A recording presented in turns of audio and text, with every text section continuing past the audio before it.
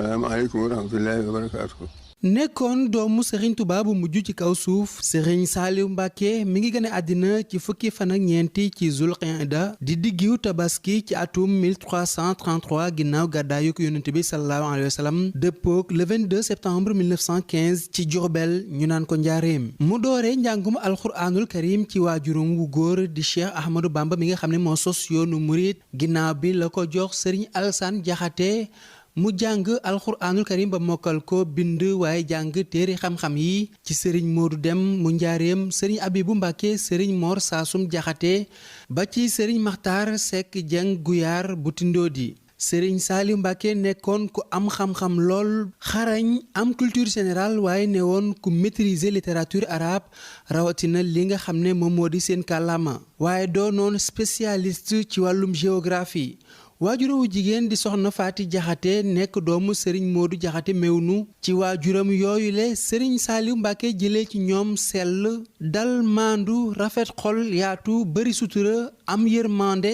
mën a muñ nangoo liggéey ñu tarbiye ko jaarale ko fépp fu doomu soxna di jaar mu nekkoon ku déggal magam yi rawatina ñi nga xam ne jot nañ fi jaar nekk xalif général des Mourides sëriñ Mouhamadul Moustapha sëriñ Fallou sëriñ Abdoul Ahad ba ci sëriñ Abdoul Khadir Mbàkke